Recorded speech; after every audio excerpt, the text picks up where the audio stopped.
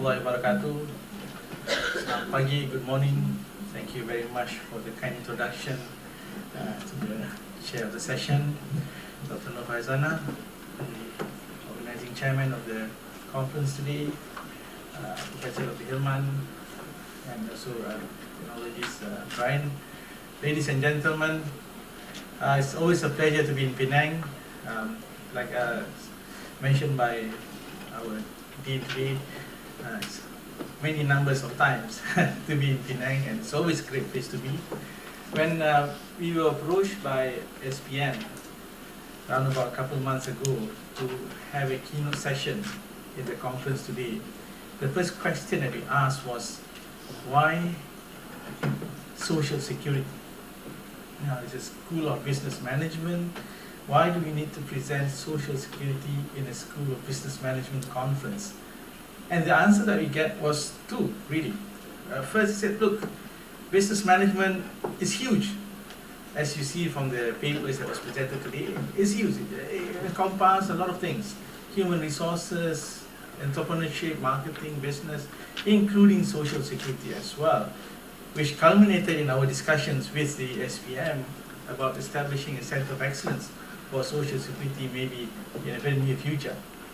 And also, there is also the challenge of Industrial Revolution 4.0. And this is very interesting because, ladies and gentlemen, this is my third presentation looking at social security and Industrial 4.0.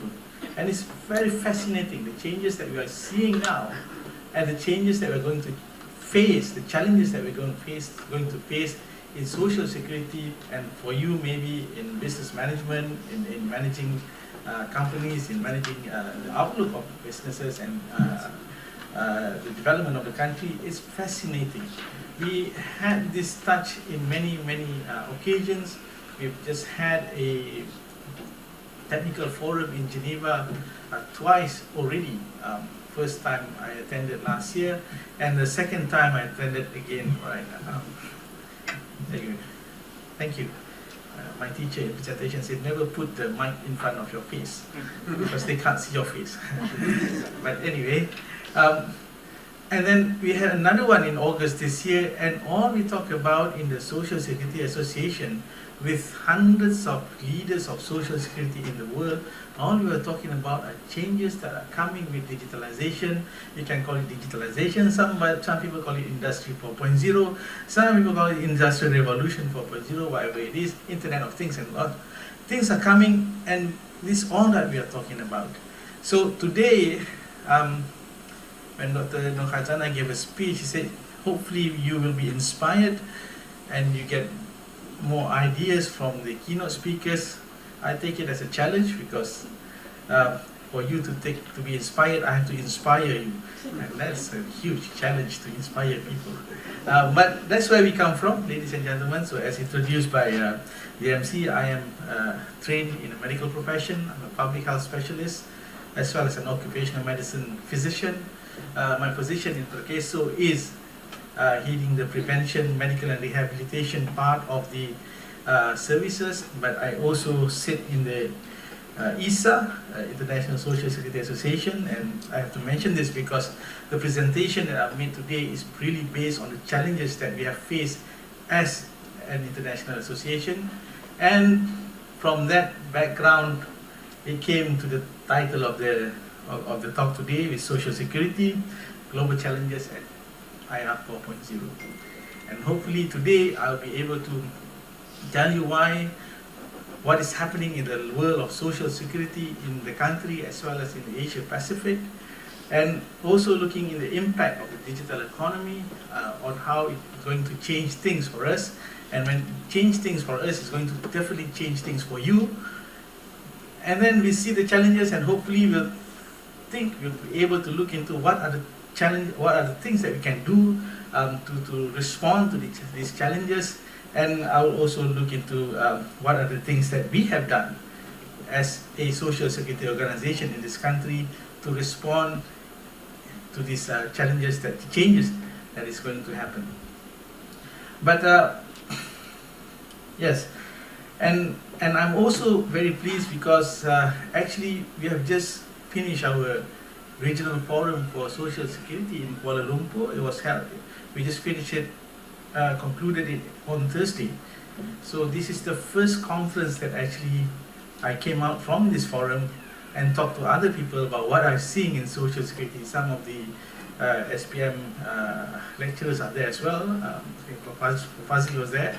And it was a fantastic occasion again, and again we are talking about the challenges on Social Security, and again we look at Industrial 4.0, again we see the other challenges as well, and try to find out what is the challenges and how can respond to it. But before we even look into the changes and challenges, I think it's fair that we actually understand what Social Security is all about.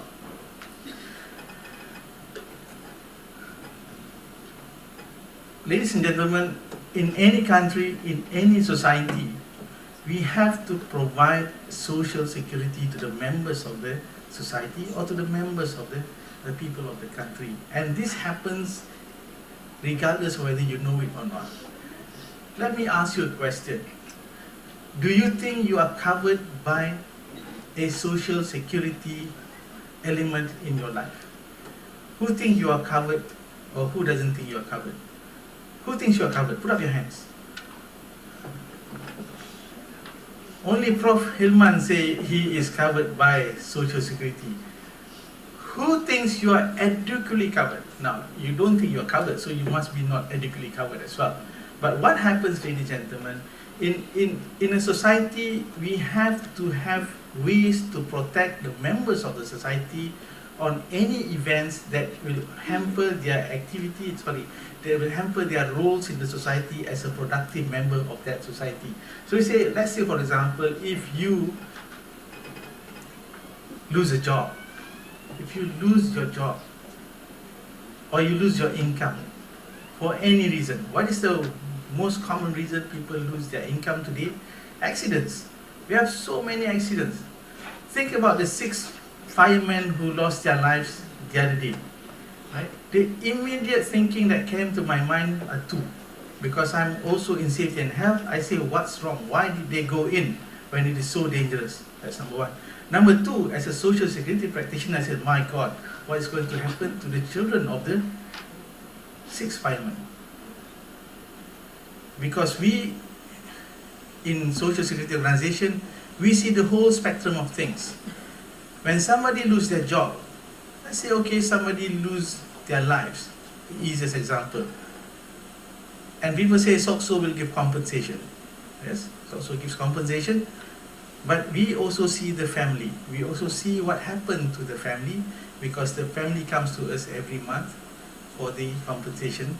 We see what happened to the wife. We see what happened to the children. Society disrupts.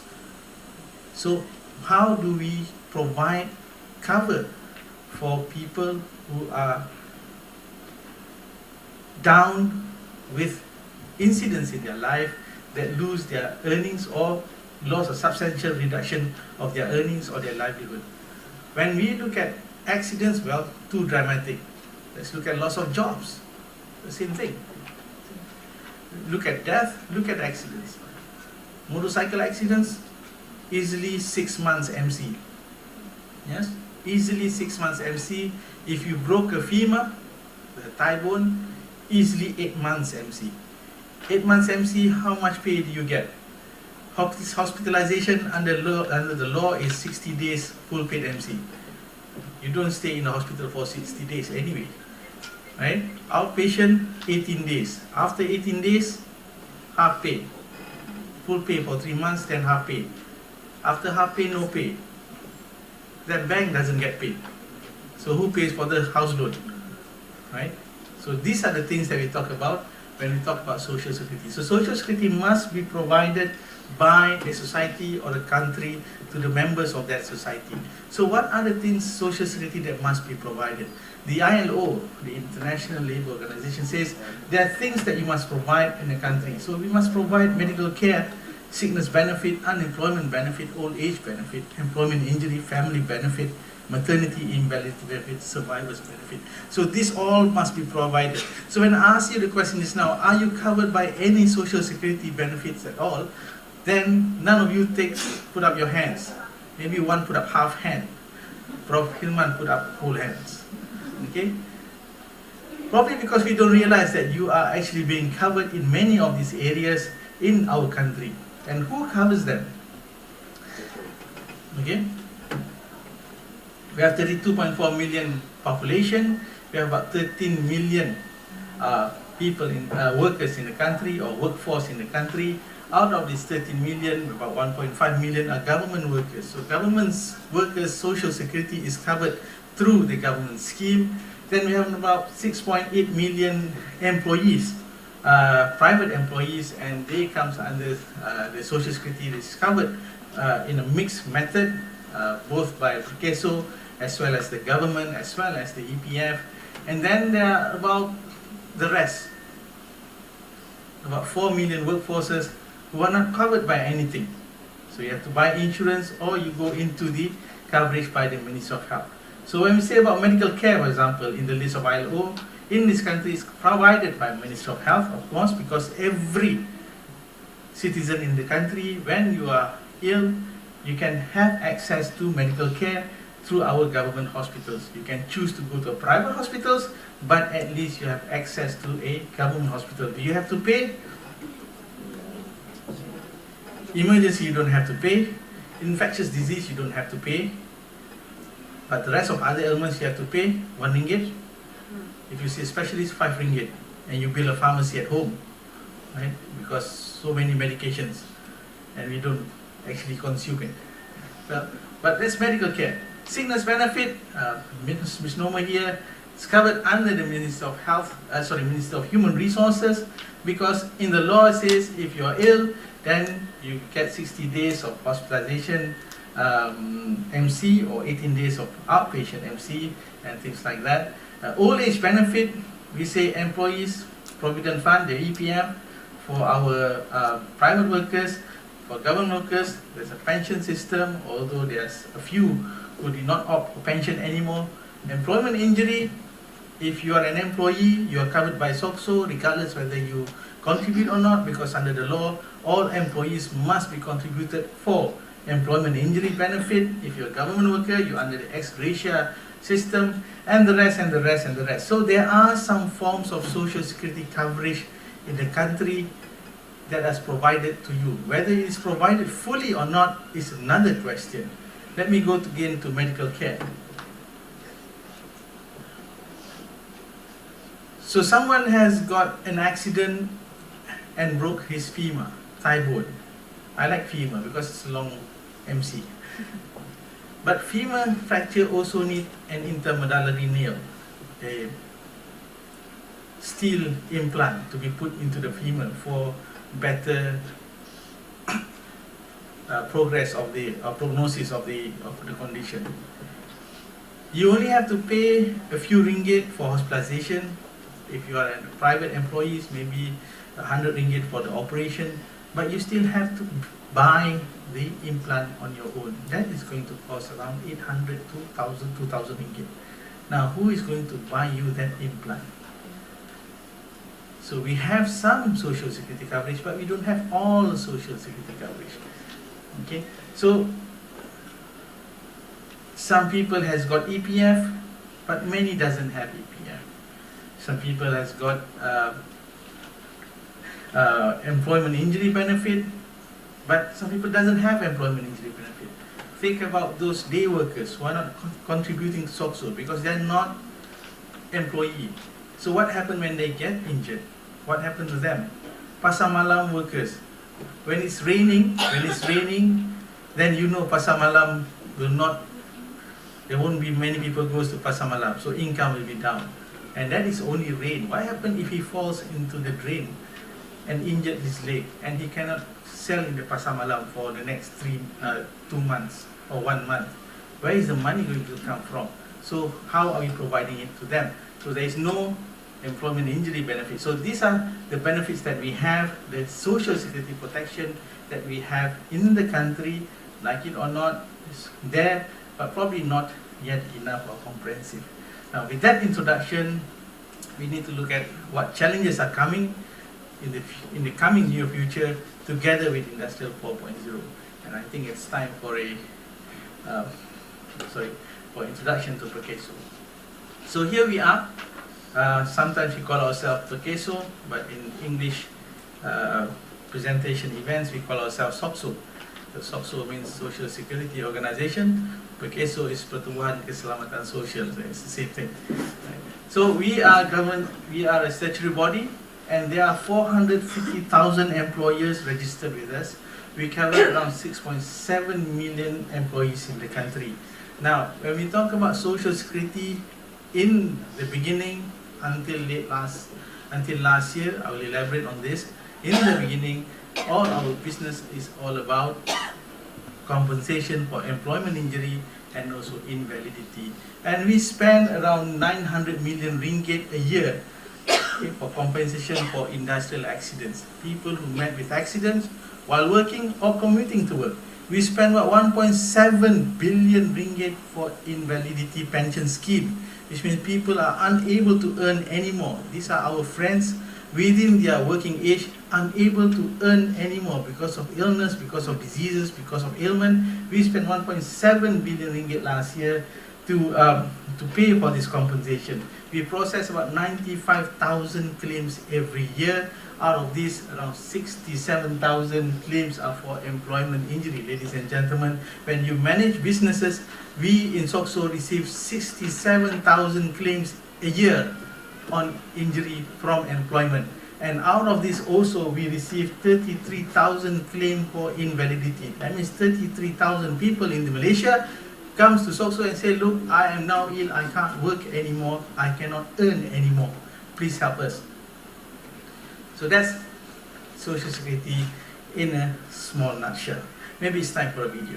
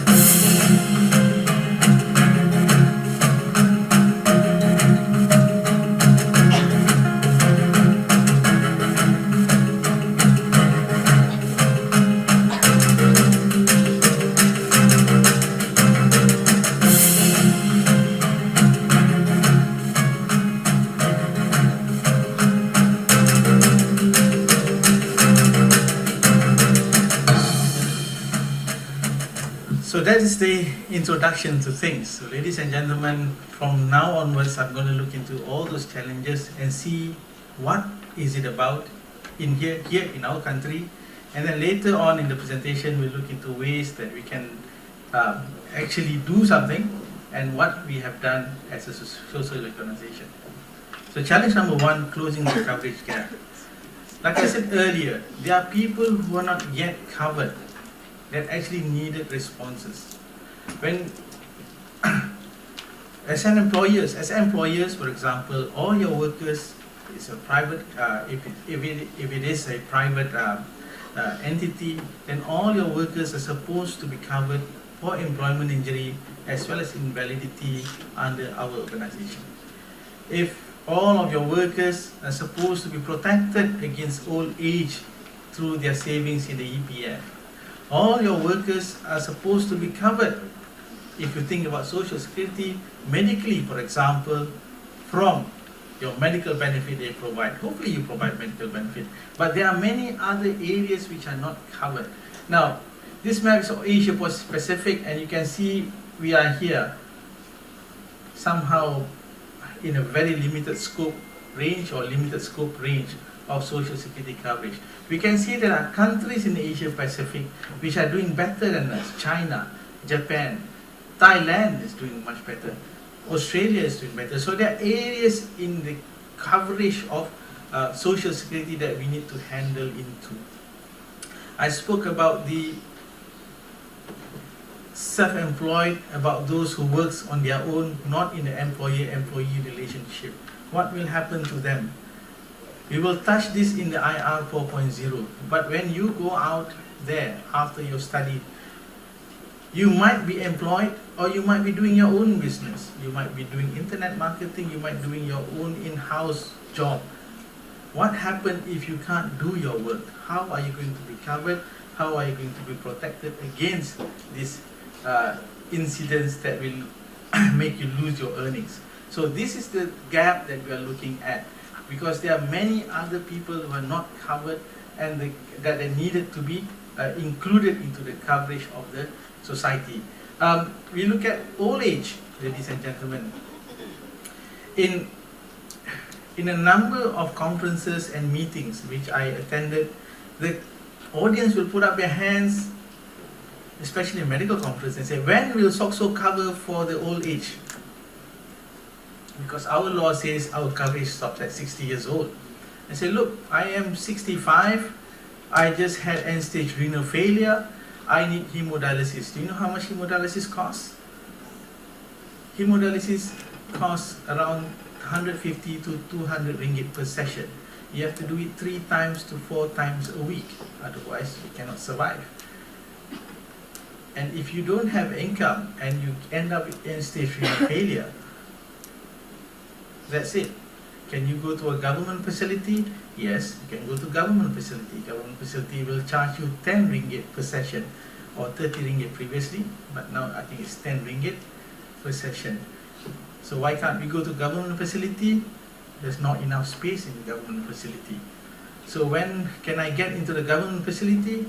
You have to be in line, and when your name comes up, it will only come out if the person who is then in the government facility either dies or they have some other support and go to a different facility. So how are you going to be covered if in old age if things like this happens? So they always put up their hands, and we say, look, we can't, because we don't have the mandate to cover for people above the 60 years old. So you have to rely back on the EPF, your savings, and whatever plan you have for retirement if people get into illness. So we need to look into closing this coverage gap. Don't worry, I will show you what we have done so far anyway. Then we look at challenge on health and long-term care. We have problem with health financing. The National Health Financing report last year says that out-of-pocket expenditure for Malaysia is 40%, which means that for 40%, for every 100 ringgit spent on healthcare, 40 ringgit actually comes from your pocket. We need to do better than that, because if it's on social security, it's on government coverage, we need to do better than that. Well, some people actually can afford it, but some cannot afford that 40%. So things like that has to somehow be thought about. I think it's been thought about by the new government, but let's see what happens, what will be their announcement later. We have old enemies. Ladies and gentlemen, for a long time, around 10 years ago, we seldom hear about tuberculosis. But now we are seeing it back again in Malaysia. Not an epidemic, but it's back. Okay? So how are we going to fight old enemies? Malaria, not much in Malaysia, but in other Asia Pacific countries. But our biggest new enemy is non-communicable diseases. I spoke about end-stage renal failure just now among workers in the country. Ladies and gentlemen, SOCSO cover for 17,000 end-stage renal failure patients in the country. It cost us 280 million ringgit last year to help end-stage renal failure. But that's not all. Earlier I told you about the invalidity scheme, 1.7 billion ringgit. Half of them are about workers who had non-communicable diseases. Non-communicable diseases equals stroke, equals complication of diabetes, equals cancer, equals lung diseases. And that is not surprising. And it's going to be even more challenging because our work is becoming more sedentary. We talk about Internet of Things, so you don't have to do much things. Actually, Internet is doing it. Recently, we talk about artificial intelligence. Now, not only we don't have to move, we don't even have to think, because artificial intelligence is taking over the thinking for us. So what is going to happen? We are going to be sedentary, ladies and gentlemen. And what happens when we are sedentary? Not a very pretty picture. We are already fattest in Southeast Asia, and we are not actually taking care of our health. Now, this set of results comes from our health screening program, and it comes from 462,000 workers in the country aged 40 years old and above. And two-thirds of them indicated in our health screening program that, look, they have not had a comprehensive health screening. How many of you had a comprehensive health screening before? Does UUM provide a health screening for 40 years old and above? Yes. Okay. Many companies I go to say yes, yes, yes, yes. Even my organization, yes, we have a comprehensive 40-year-old and above health screening provided for our staff. The next question that doesn't come with yes is, does many people use that facility? No, no, no, no, no. Right? We did a survey. Why are people not using it? And because we also provided a free health screening. And they give two reasons. Okay, now you are all researchers here. Interpret these two reasons. First reason is, I don't have time. Second reason, my employer didn't give me time. So why are people not having their health screening? We interpreted it as, no, they don't want to know. Basically, those are all superficial reasons given. Actually, they are afraid to know because they do not want to know what happened with them. But if they do, then we find out that 73% of workers, remember this one comes from a sample size of 462,000, 73% of workers above the age of 40 is either obese or overweight. So we have a problem, because if you are underweight or if you have a normal weight, you are actually not the norm, you are abnormal. Which is why when I look into the mirror every morning, I say, yeah, I'm okay, I'm with the rest of the country. 73%, it's very high.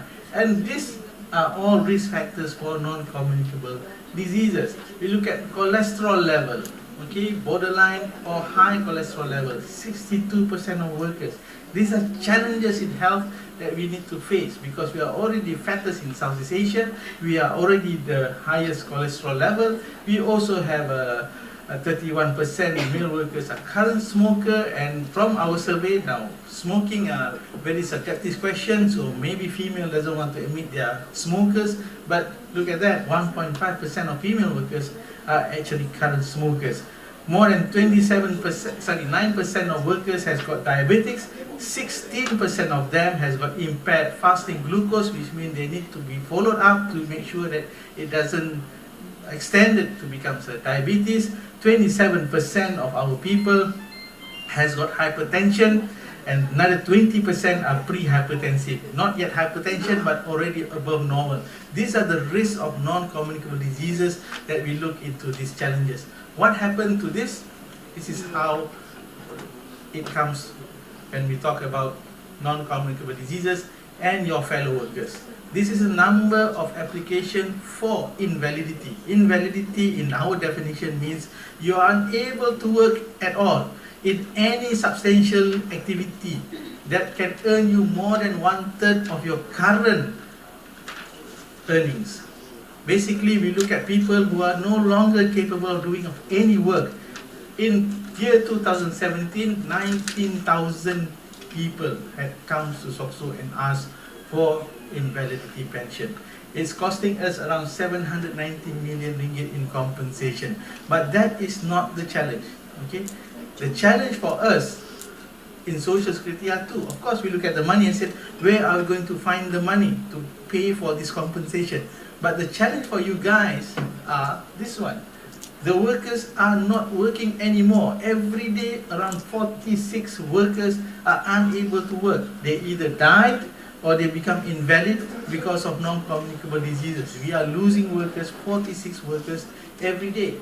That is a human resource issue. That is a human resource issue for the country, coming from non-communicable diseases. Let's leave this challenge. In the video just now, it says that people expect, 58% of people expect that services should be more digitalized and easy. Okay, so people want to have improved service. They want cost efficiency. They want feedback. They want things to be easier. And because we have access to a lot of mobile tools, mobile applications now, it has to be much faster, easier, and also improved. So people expect high public expectation from organizations such as us, and also from managers such as you, because now you have already the tools to do it. So we have to meet that challenge as well. We are trying to meet that challenge. I'll go to that in about 20 minutes. But these are the challenge of higher public expectations that you're going to face when you also improve your service later. Population aging is another challenge. Just now we talked about non-communicable diseases and people are getting sick. But we are also looking at population aging. Now, let me show you this diagram here. This is a demographic diagram. On the on the vertical axis is the percentages of people. On the horizontal axis, on the vertical axis is the age of people. So this is in 1950. There are two things that we see when we look at this diagram. First is we look at where the bulges of this diagram is. For example, in 1950, a high percentage of people in Malaysia is between the age of 0 to 19 to 20 years old. So a lot of percentage of young people and less at the old people. We also look at the peak of this, not the arrow, but the peak here, looking at the bulk of the age that people are in. So 1950 we are like this, 1955, 60, we change. Then we change some more. You can see that the peak is getting higher, and the size of the middle age is also getting bigger. We move to 2015, and now we are looking like this. And a lot more in the middle age and also at the older age. We are also living younger, you see, from 75, now we go up to 85. There are a lot more older people in the country. Our retirement age is 60. Last time our retirement age is 55. By 60, people die. By 65, I think my grandfather is very, very old. Now, our retirement age is 60. And they don't feel old yet. I hope I'm not old when I'm 60. I'm sure you are all like that as well. But after 60, I retire, I don't have any other income except for my savings. And if you're in the government, you have your pension. God bless you all. But how will I then sponsor myself? Because with old age, I get more illness. Okay. And the cost of items in the market also getting increased as well. So how are we going to get financial security of aging population? We say, why not about EPF? I don't have a the latest stats to put into this slide, but this one is from 2016. And EPF says, look, we have 6.7 million active contributors aged 54 years old and above, and only 22% have a savings of 190,000 ringgit, 800 in their EPF savings, which means that can cover them about 2,000 ringgit per month for the next 20 years, because we are living up to 70 years old. 78% does not have enough in their account. 65% have less than 50,000 ringgit in their account when they actually retire. 50,000 ringgit, if you take 2,000 per month, it will last you 2 years. But 2,000 is not enough, isn't it? Because below the B40s is less than 4,000 ringgit.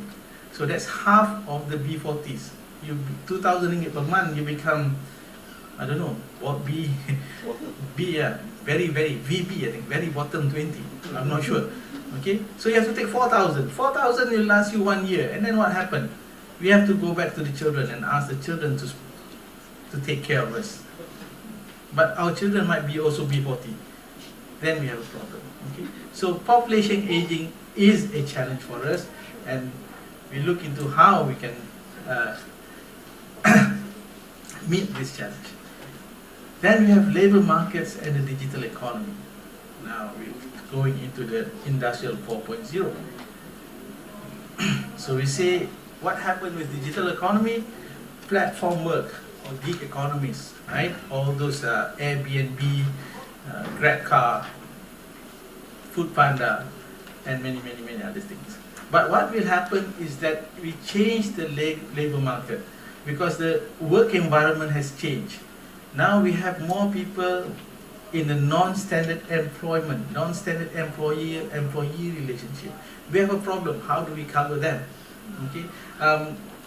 Then there are a lot more automation of job tasks. We are very proud because now we are going to use robots and things. But hold on. When robots takes over, what happened to the person who worked doing that task before?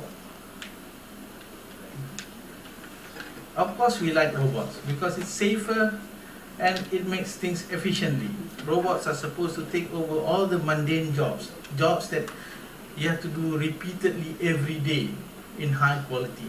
Once we get robots to do it, then it is a safer technology, more efficient technology. But we say there are displacements of workers. So where are these workers going to? We thought there was a report that said, look, almost half of the jobs in the market could be automated in the next 2 decades. When we have half of the jobs in the market automated, that means half of the people who are working are going to lose the jobs. Do we know who are the ones who are going to lose a job? Do we know what is the rate of people that is going to lose a job? Which area of work they're going to lose a job? What age those people who are losing their jobs? What sort of coverage they will get later? So let's leave the coverage to us, but answer those questions for me, because you are the ones who are going to do the research on that area. And we say, look, many other things with digitalization. Supply chains. Remember, we all say fantastic because Amazon is going to send books and parcels using drones. Yeah. Then Amazon said, look, not only we're going to use the drones to send the parcels to your houses, the drones are going to collect those parcels from floating warehouse. So you have a warehouse floating on top of your house, and the drones will go and collect and send, no? Fantastic things. But I said, look, what happened to those people who's previously sending those drones? What happened to those people who actually worked in the warehouse before? We are so happy, we are, well, probably not so happy, but we are thrilled when people talk about driverless cars. Okay? Australia is supposed to start a driverless fleet because in Australia you have to drive 5,000 kilometers big trucks. Such a huge country, the railway is not that fantastic. So it's very tiring. Let's replace them with a driverless truck. Only the first truck has got driver, then you have 5 other trucks following behind, no driver. Okay, fantastic movement. Now 5 drivers got no job. Where are they moving? We are not saying it's not good, but we have to think about those people. Okay, we have to think about those people. These are actually seen in 1979, for example, General Motors. They have 800,000 workers and they bring in 11 billion US dollars in revenue. But in 2012, we have Google, and they have only 58,000 workers compared to 800,000 for General Motors, and they bring in 14 billion US dollars. Less worker, more revenue. Second one, Blockbuster. Remember last time we watched movie Blockbuster? 84,000 workers they have to use in 2004, 6 billion US dollars. 12 years later, we are now watching Netflix. Okay, Malaysia, we watch iFlix, right? Okay, iFlix, Netflix. iFlix movies are censored, Netflix maybe not so censored. Okay, depends. 4,500 workers bring in 9 billion US dollars. The effect of technology, we need less workers. So where are these workers going to be? What are they going to do? How are they going to earn? Because they all cannot be working in this field. We have sharing services. Remember Airbnb, Uber, Grab. Now we have My Car, supposedly better than Grab, so Grab is going to have competition. I think in Penang we have Mula. I just saw yesterday in at the airport and asked Professor Fazli what is Mula, because I don't see it in KL. There are a lot of things that are happening, but these are the transition, the labor market transition, because we are losing the employer-employee relationship and people are doing it on their own. For example, another one, okay? Remember we cow team everything, but now there's cowteam.com. So if you want any services, fix your tap, change your light bulb, you go to cowteam.com and they will give you what services you want. Okay, but who are these people that actually goes to your house? Last time when they're working in construction company, let's say you want to change the roof, some leaky roof, they might be working in a company. So the company under the law says you must give protection to the worker when they're doing the job. But now, it might not be coming from the company, it might be a handyman who actually can do this kind of thing as well, and they're also providing services through these platform services. So where are the protection for these guys? So these are the things that we look into when we think about digital technology, the labor markets. More challenges, technological transition. We also look into data quality, for example, whether we have good data and whether good data can be used for further management of human resources and also population, but it must be reliable and is how detailed it is. There was a presentation made by the Koreans the other day, and they use big data from 5 organizations, and what they do is they predict infectious disease. And they will come up with a report and say, look, in 2 days' time you're going to get a flu. So you have to be careful. And people who looks into their prediction, it comes from the Social Security Organization of Korea, and say, and then they will have to take extra precaution, because they say the flu season is peaking, and so in 2 days' time you might get flu, or you might get asthma. They are trying to do, in 30 years you can get cancer, and it's quite scary, because if somebody tell me in 30 years' time you're going to get cancer, wow. If they tell me 2 days' time I get flu, it's okay. Right? But 30 years' time, such a long time. But if they can tell us that you can get cancer in 30 years' time, then you might start to want to live your life. Okay. Other challenges, employment of young workers, inequalities across the life forces are also coming. We are talking about digitalization again, and say, okay, there will be some work that needed to be done by humans, the real manual on-the-job work, but there will be some work that needed to be done by technologies, so there will be a gap. What about those who doesn't have the technological know-how, but also doesn't have to do those the real low-down manual work? Will there be inequality because the demand for workplaces will change? So you get high demand for the technological know-how and low demand for the non-technological work. So it's another challenge for us in Social Security.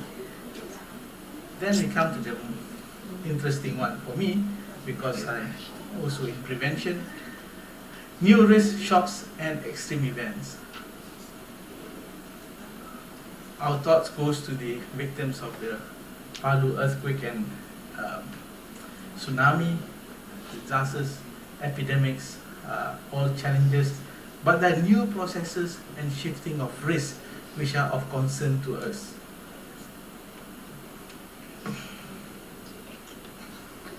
This is Food Partner. Okay?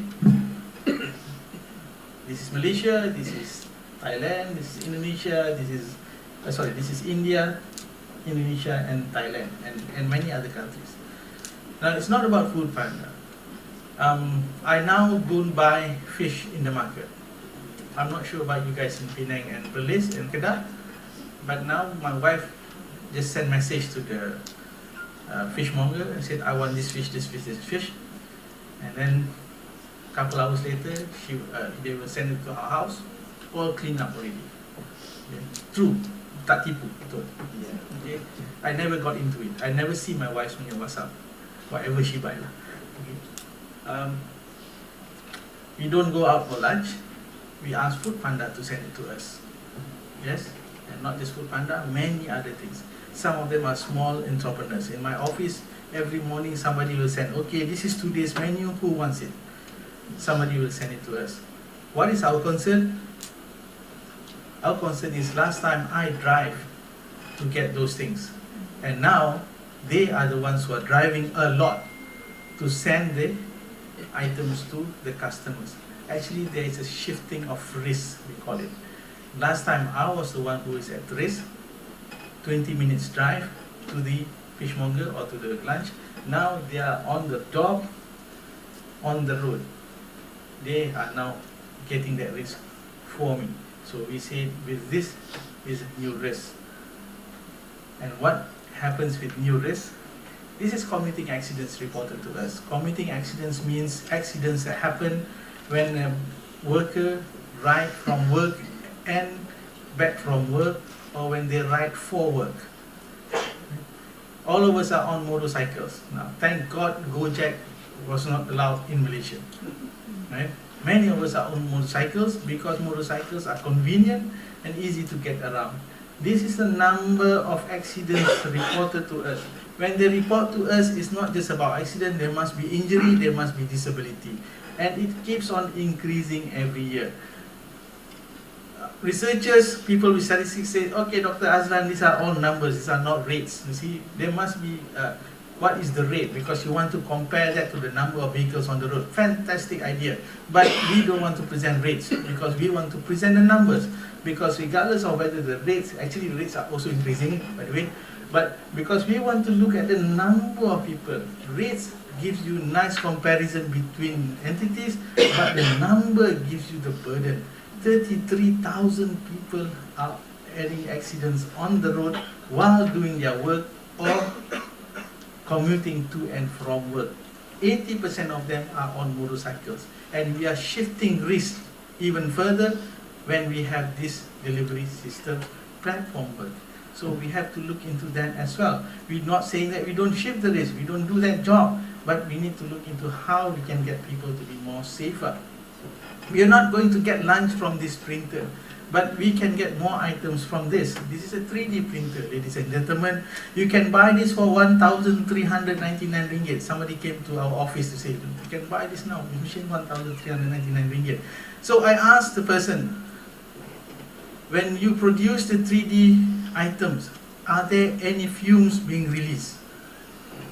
No, we didn't test it because everything is organic. Organic is organic. Are there fumes being released? Now, I'm not saying that this thing is dangerous. It's cheap. Children can use it now. But when we look into new technology, we also need to look into whether there are new risks that comes with the technology. If you are using this extensively, I told my staff, look, we buy this 1,500 ringgit. Every 2 days, we produce one corporate item to give to people. How, I don't. That's going to be probably going to be cheaper than we buy corporate item. But do we know what is being released? Are there new chemicals being produced? Are new chemicals being used? We are still unable to, for example, look into the risk of nanotechnology. All those nano gold that you use in your makeups, we still don't know whether people who work with the nano gold at the factory, are they exposed, what exposure that they're going to get, and what happened next. So with new technology, we're going to get new risk. So we need to look into that as well. With new risk as well, with automation, with robots, with those machines, we say, how are we going to reduce the industrial accident? Because this is the industrial accident that happens in our country, ladies and gentlemen. 2008 until 2017, what do you see? It doesn't come down. Regardless of what we have done so far, it is still like this. It doesn't come down. Okay, so are we getting new risk? That is going to be even more worse than that. And finally, we talk about challenges. We also look at protection of migrant workers. We understand from our report by ISA, migrant workers are quite desirable. Their age is 20 to 39 years old. They have already finished their schooling if you need them to go to school. They are already economically active. They are more often more entrepreneurial. They are more hardworking. And also in our country, we say they are there to work in the difficult, dirty, and dangerous jobs. So we say, okay, fantastic. But then we ask, what happened to them? What kind of protection can we give to migrant workers? Wages, what sort of wages are we giving? What are impact, social impact and integration? And protection against injuries. That's important for us as well. Every year, our country is cited because we don't have equal protection for migrant workers compared to the local workers. Local workers goes under SOCSO, migrant workers goes under the Workmen Compensation Act, so it's not the same. Okay? So we say how we can do this protection for migrant workers. So those are the 10 challenges that we see in social security. I've just given you 10 areas that you can research upon in the future. Half of those challenges related to the Industrial 4.0. The other half somehow related, but probably not even directly. So we need to respond. In 2017, the ISA set up an observatory to try and actually map out the changes that is happening with Industrial 4.0, with job losses, the coverage, the governance of services, the efficiency of services. Basically, we want to say, look, when we are getting excited with the changes that are coming, with the new technologies, Internet of Things is really fantastic. Platform work, you all like to go on Grab because it's much better than taxis, for example. But we also need to observe, and we also need to do it in a proper manner, in a manner that we can actually come up with ways to comprehend things that are happening. But there are other things as well. We need to respond to this change. Okay, as employers, we know the changes from first, second, third, fourth industrial revolution also comes with the improvement in production, improvement in the things, how we do things in the company. But we also need to look into that changes humanly in the social security, how we are going to look into this, what kind of training that we're going to make to our workers, what kind of support that we can give to them to look into all these challenges that we put in. Employees need to be more alert that these changes will change their lives. Changes are happening fast and they need to keep up. They need to keep up. Some employees, for example, every time we go on Grab, the question that I ask is, are you doing this part-time or do you do this full-time? Remember Uber's capture last time? You work in the day and then you earn with Uber at night. Okay, so employees getting excited with all these things that they can now do outside of the work, they also need to be alert that they are actually doing more they're exposed to more risk, and also when we talk about work-life balance as well, they're exposed to that imbalance in their work and their life. So employees need to be aware and alert that changes are happening. The technological advance are going to help them a lot, but they are also exposed to more risk. Therefore, things needed to be done so that to reduce that risk. Research, we need more study, ladies and gentlemen. We need more study and fast, and we need to look into changes that are happening, challenges that are happening. Not only interest of the researchers. We did a simple Google Scholar search. It was the easiest free research database, Google Scholar, because of course we don't have access to the library database. And we just type in Industrial 4.0 Malaysia. Right? This is the only study that we find being published in Google that can be accessed in Google Scholar. So we need more study, and like what the Dean said just now, we need more study, and those studies needed to be presented to the world. So don't keep it to yourself, publish it so that other people can learn about it. But we are also doing other things. So also looks into the opportunities. We look into the employer-employee relationship, the job shift, and wanted to do other things as well. So we also responded. Ladies and gentlemen, first of all, like I said earlier, it's fantastic, Industrial 4.0, Internet of Things, automation. So we also utilize the technology. This is a robot that we use in our own rehab center in Malacca to train people to walk again. This man is a paraplegia. So last time when we do rehabilitation, remember we get people to hold on to rails so that they can learn to walk. Now we put a robot, and now the robot teach him how to walk, and there's a screen to simulate environment. Soon we're going to use exoskeleton other than robot to get more support for people to learn to walk, okay, as part of rehabilitation. At the moment they only have this, they haven't got anything for their hands yet. Hopefully we'll do. We also remember one of the challenges, say we want efficiency of service. Now if doctors asking for implants, for example, for patients, workers who are injured, we are really using a web-based application now. They can actually apply for it immediately from the hospital, and if the operation is already tomorrow, we can approve it within 24 hours so that the implant can be supplied to our insured persons.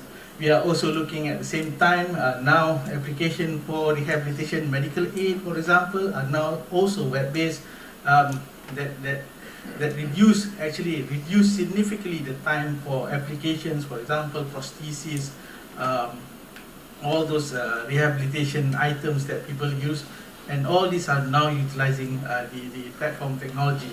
We are also looking at digitalization of process, so we have also embarked into automated and internet-based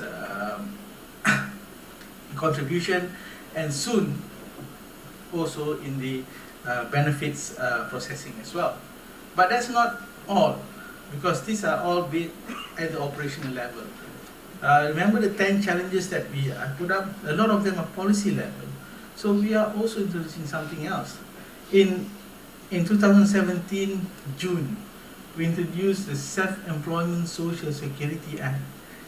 People are not too excited about it until we say the first regulation is to cover for taxi drivers and also the e-hailing drivers. When it was introduced, Uber is still there. Of course, Uber is not there anymore. But the Grab drivers and the taxi drivers, as well as other e-hailing drivers, are actually compulsory under the law to subscribe to PERKESO.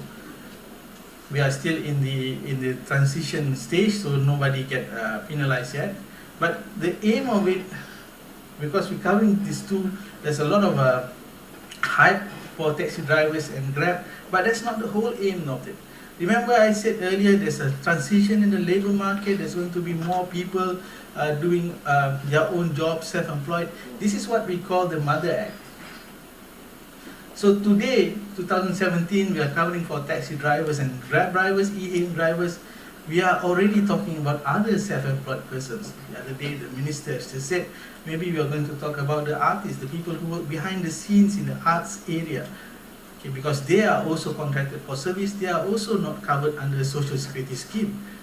And we are already thinking about what about these guys, the handyman, Kautin.com. We are talking about the internet entrepreneur. So these are the Mother Act, and we can respond to the changes based on what we see or input that comes in, the changes that's happening, so that we can introduce more and more regulation to close the coverage gap for this type of workers. So we are there as a basis. People are losing their job. This year we introduced another scheme, another act, the Employment Insurance System Act. If you look at the ILO just now, we say the unemployment coverage. We do not want to sound negative, so we call it employment insurance rather than unemployment insurance. It started 1st January this year. Of course, the bill was passed 2017, and this again to look into people who lose their job because of these economic factors, because of the changes. If you lose your job because your company closed down, if you lose your job because your job is no longer required automation whatsoever, then you can come under our protection, under our services to help you with the replacement of income, as well as looking into a different job. So we have a specific department that looks into the employment services and employment assistance. So that comes under 2X. And hopefully we can do more. Hopefully we can do more. So as a social security organization, we wanted to close the gap, we wanted to respond to the challenges as much as we can. But again, the whole society must also look into it again as well, because the fourth industrial revolution is already there. It's already here. It's not coming, it is here already. So we have to somehow change. So it's time for us to change, and probably time for another video.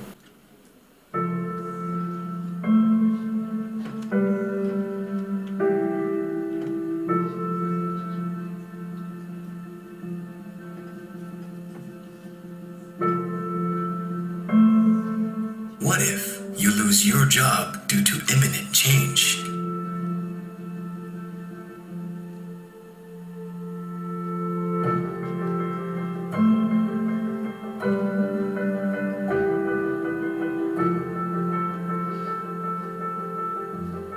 What if, as a housewife, you are hurt and not protected?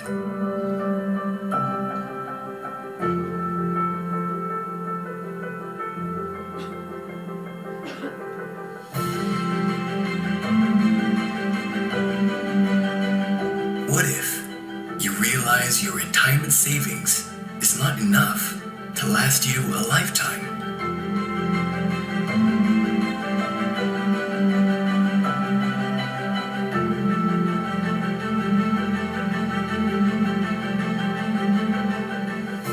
What if, as a business owner, you are not insured?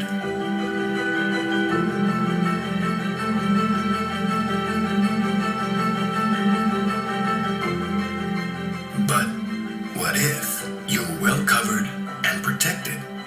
Social Security is a human right. Together, we can make a difference. We take your well-being as our priority, putting tomorrow first. As depicted by the video last week announced by the Deputy Prime Minister, we are already putting up a bill so that we can cover for housewives. Already this year, business owners, we are already covering with, we don't cover the business owners, of course, because they are employer, but we are covering the wife or the spouse of the business owners. Recent change, who are working for the business. So hopefully we can do more in terms of our response to the challenges for Social Security. So with that video, ladies and gentlemen, I end my presentation. Thank you all for listening.